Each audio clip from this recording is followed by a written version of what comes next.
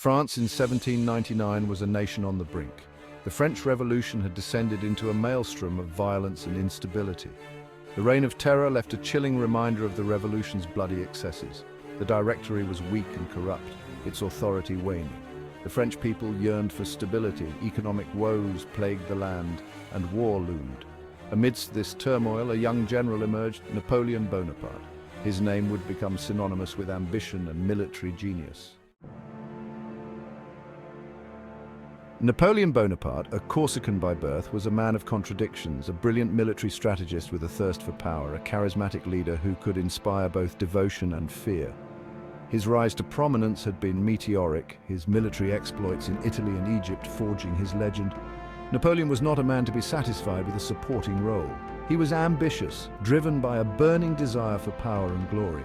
He saw the chaos engulfing France as both a threat and an opportunity, a chance to seize his destiny. His victories on the battlefield had made him a national hero, his name whispered in hushed tones in the streets of Paris. The people saw in him a savior, a man who could restore order and bring an end to the revolution's turmoil. Napoleon, ever the astute observer of human nature, recognized the longing for stability, the yearning for a strong hand to guide France out of the darkness. He knew that his moment was fast approaching.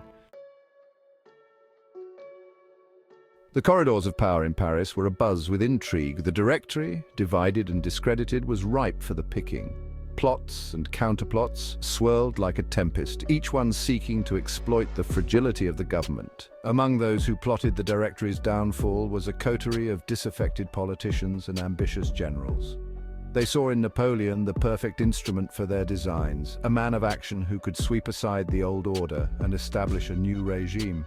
Emmanuel Sieyès, a cunning political operator, was a key figure in the conspiracy. He recognized Napoleon's potential and sought to use him for his own ends. But Napoleon was not one to be easily manipulated. He had his own ambitions. The conspirators met in secret, their hushed whispers plotting the downfall of the Directory. They knew that timing was everything. Their coup would have to be swift and decisive to succeed.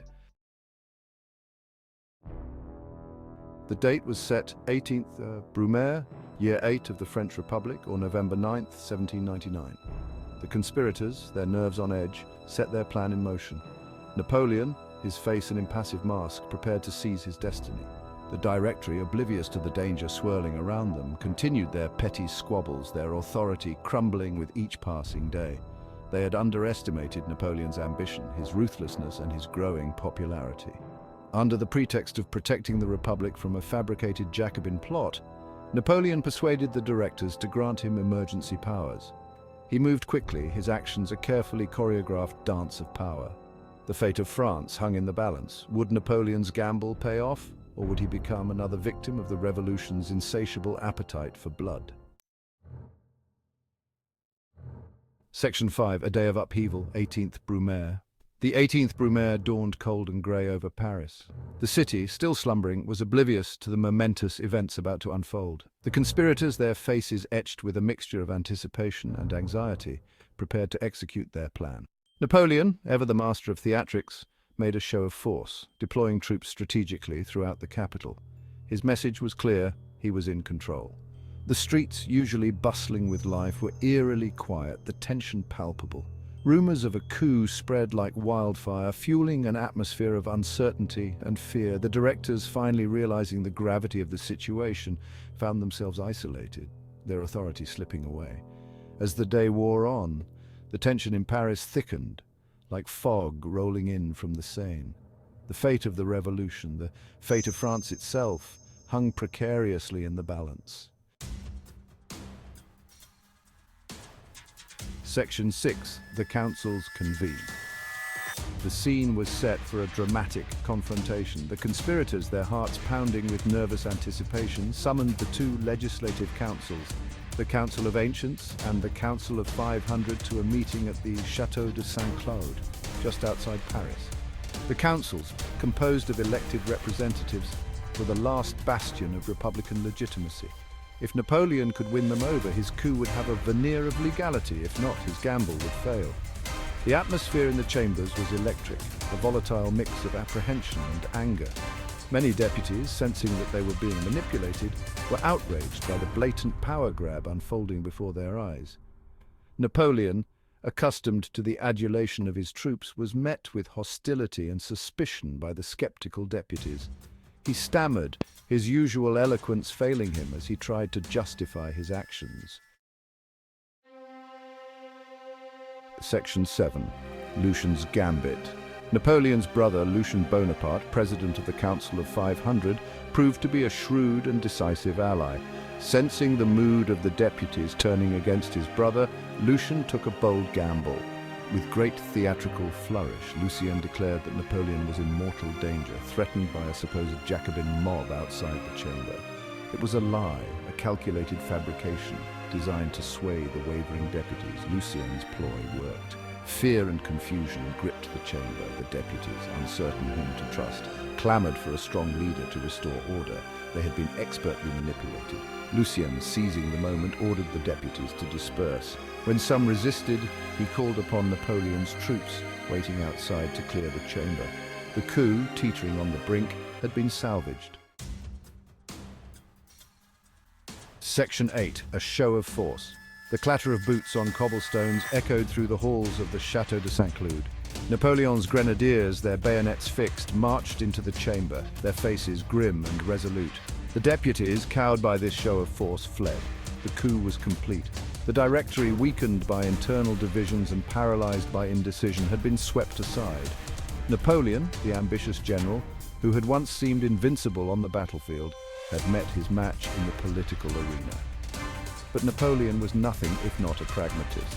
He knew that brute force alone would not be enough to secure his position. He needed to create a new government, one that would legitimize his rule and bring much-needed stability to France. That night, under the watchful eyes of Napoleon's troops, a rump parliament abolished the Directory and established a new government, the Consulate. Napoleon, of course, would be first consul, the most powerful man in France. Section 9. The Consulate takes hold. With the reins of power firmly in his grasp, Napoleon moved swiftly to consolidate his position. He was a whirlwind of energy, issuing decrees, reforming the government, and restoring order to the war-torn nation. A new constitution, tailored to cement Napoleon's authority, was ratified. It maintained the facade of republicanism while concentrating power in the hands of the first consul.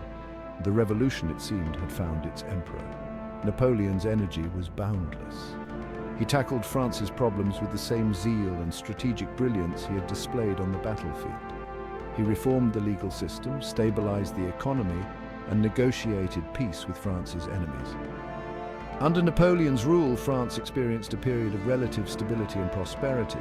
The revolution's ideals of liberty and equality may have been compromised, but order had been restored, and France had regained its position as a dominant power in Europe. Section 10. The Legacy of Brumaire. The Brumaire coup was a watershed moment in French history, marking the end of the French Revolution and the beginning of Napoleon's reign. It was a testament to Napoleon's ambition, his ruthlessness, and his ability to exploit opportunities. The coup had a profound impact on France and Europe. It ushered in an era of authoritarian rule under Napoleon, who would go on to conquer much of Europe, spreading the ideals of the French Revolution through conquest. Napoleon's reign was a paradox, a period of both great progress and terrible bloodshed. He implemented lasting reforms in France, but his insatiable ambition plunged Europe into a series of devastating wars. The Brumaire coup is a reminder that revolutions, often born of hope and idealism, can be hijacked by those who crave power. It is a cautionary tale about the fragility of democracy and the seductive allure of authoritarianism. Section 11. A turning point in history. The Brumaire coup was more than just a seizure of power, it was a turning point in history. It marked the end of one era and the beginning of another. Napoleon's reign, forged in the crucible of revolution, would cast a long shadow over Europe. His conquests would redraw the map of the continent, and his legal reforms would influence legal systems across the globe. The Brumaire coup, a testament to the ambition of one man, serves as a reminder of the unpredictable nature of history.